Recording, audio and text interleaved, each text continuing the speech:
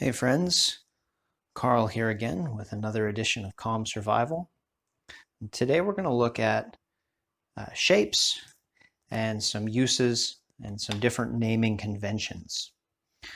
Now, this is going to be a little bit more challenging just due to the fact that through years of translation and marketing and terms kind of shifting meaning, there are some distinct differences in the way different people view different definitions. So I am not by any means a definitive answer because there just isn't one. But I am going to go through some different things so that hopefully you know what people are talking about. So we're going to start at the tip of the knife. Okay, seems like a reasonable spot. And the first way we can describe the knife is by the shape of basically the front end of the blade. So here we have a clip point knife. That's characterized by any sort of curved upper edge. Now, that can be semi-sharpened like this one. This one's not actually sharp. It's just been ground back just to help adjust the balance.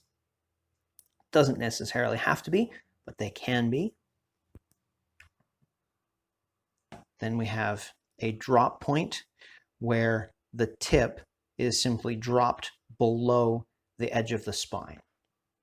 Okay, so if we imagined, by the way, obviously, why it's called the spine. But since, if we imagined it was going to carry on in a straight line, the tip on the drop point is slightly below it. In fact, it's pretty uncommon to find very many knives that don't have at least some drop there. Then we have a spear point. Okay, so it's semi-symmetrical, doesn't have to be super symmetrical. Okay, the top is not sharpened, but it just comes down to more towards the center. Then we have a sheep's foot. Obviously, we can see that it rounds down. And this is sort of a Wharncliffe, sort of a sheep's foot. Those are two where it's kind of a matter of degrees. If this was even more steeply raked and the edge was a little bit straighter, it would be more Wharncliffe than sheep's foot. Okay, sometimes you'll see them referred to as reverse tanto. I kind of don't even like that, or I don't even like that term because an American tanto is not really even and I'm not being a traditionalist, it's sort of an invented knife shape that it was then applied incorrectly to another culture. So it's sort of like, just call it what it is. And if it's a tanto or a tanto, it's got a very geometric point to it. You can call it a stabby. That is what they are. There's no need to, mess around with that. And we've got some other features. We'll start on this one. This knife has a fuller. It is a common misconception that this is a blood groove. It has nothing to do with it. What it allows is by removing material, you're taking a little bit of weight from the blade, but you're basically making an I-beam. So you're adding a bit more rigidity. Okay, now this can be done relatively well. It can be done relatively poorly. Just because it's there doesn't necessarily mean the maker knew what they were doing. But in this case, it's just been done to kind of lighten the blade up a little bit, adjust the balance a little bit, and to give this section of the blade a little bit more rigidity as it would be compared to its overall thickness. It actually makes it a little bit more rigid, so then it can be thinner to balance that out, which again, as we get through, you'll see why that can kind of matter. Then we have a guard. There's lots of different names. And since so many of the terms come from swords and things like that, I don't really find them super applicable. You can just call it a guard. We'll come back to it. Okay. Some of them are a little bit more built in. Now we have the space where the end of the blade is and the handle starts. Now you can see on these two, you have enough of a space where you could get your finger safely a little bit. This one is a bit small. And that allows you to work right up near the edge with a lot of precision. This is typically called the choil, although a lot of people will differentiate this as a finger choil and this one as a sharpening choil, because there's just a small gap, and essentially all it is a spot for the corner of the sharpening stone. As you can see on this one, the corner of the sharpening stone is going to run into the part of the blade that does not have any bevel on it. Okay, some knives, there's just a little cut there just so that it has space to go. Is it super important? Not really. Can it get in the way? It can, especially if you're cutting deep through materials, especially skinning and things like that, can be a little bit of a problem. Now, another word that you'll often hear used to describe blade shapes is the belly. And basically what we're talking about is sort of the distance and the depth of the curve. So this one, it really only has belly out near the tip. This one has belly all the way along. It's reasonably shallow. This one doesn't have very much belly at all. This one has basically none. That's important, again, especially in motions where you're making long sweeping cuts, because that allows you to use more of the edge. Using that same motion, well, the only thing that's going to be happening is all right out here at the tip. Can't really utilize this at all. This is going to be better for making a straight slicing motion, either straight in or straight along something. Now, does it really matter? It can matter by it's percentage points, and it depends on what you're doing. Think about two very traditional kitchen knife shapes. Okay, we've got this one, and we've got a French style. Okay, you think about what you're going to be using them for, and you can notice quite quickly, well, you can get the edge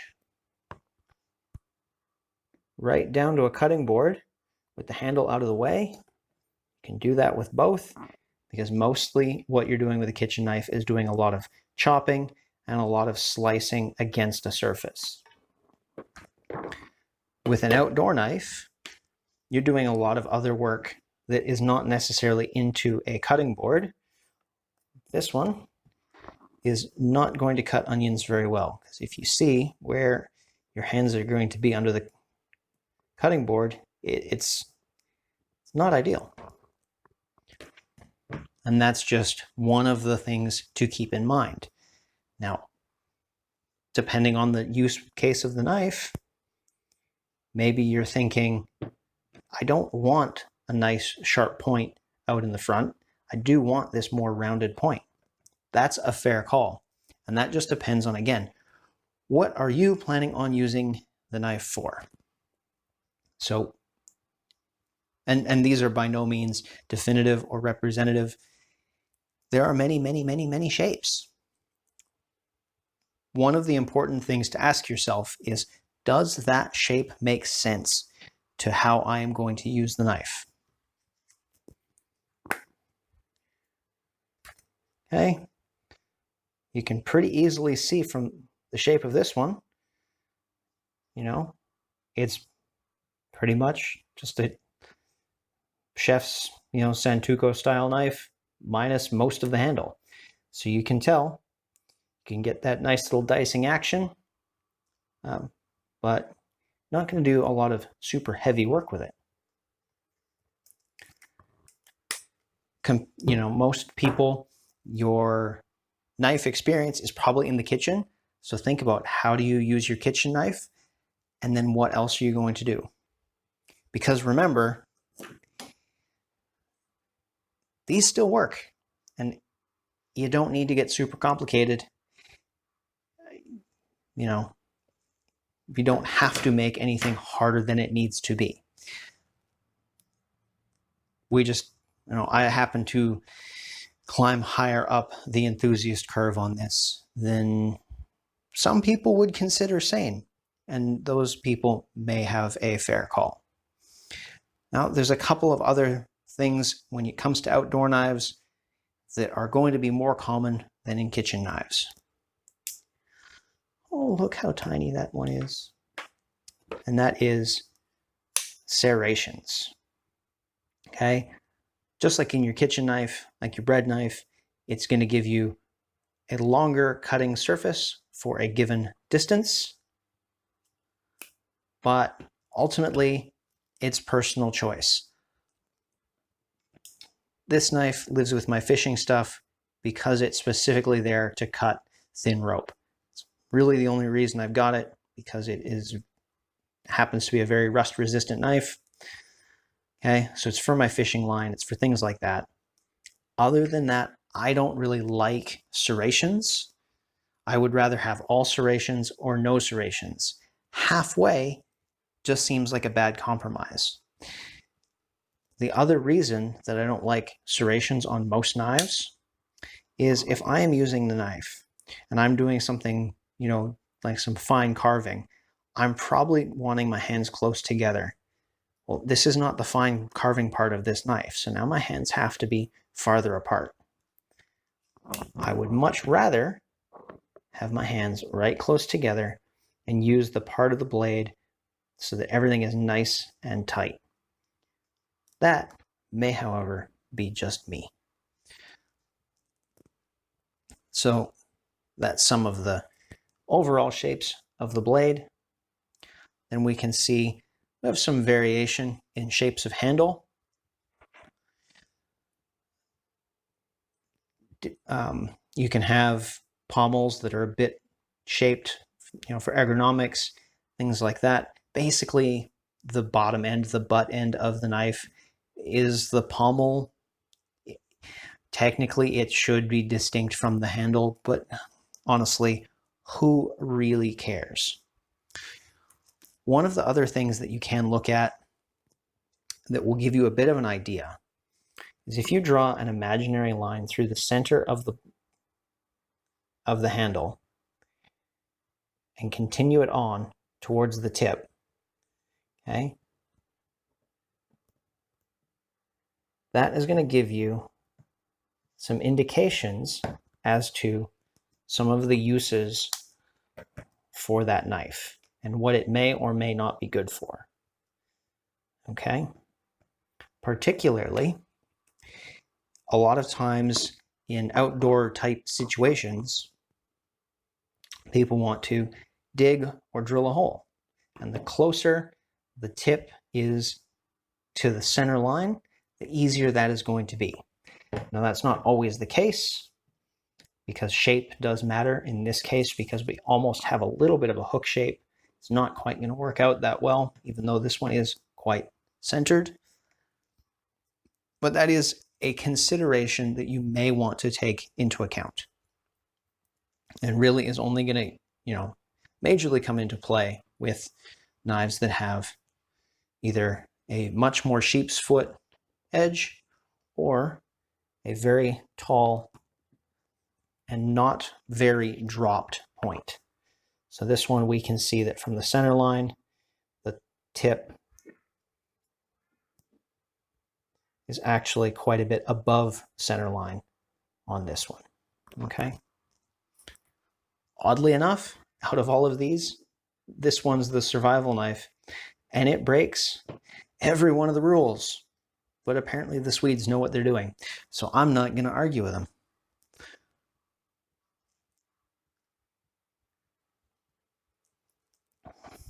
So hopefully that gives you a bit of an idea of when you're looking at shapes of things, what some of those shapes mean. And honestly, when it comes to terminology, don't get too far down in the weeds. A lot of it is regional, it's specific. A lot of things from swords get smashed onto knives, and it just, if you're not going to be a collector, if you're not going to go past owning 1 or 2 knives, don't really worry about it. It's not that big of a deal. Alrighty, I'm going to see you guys next time.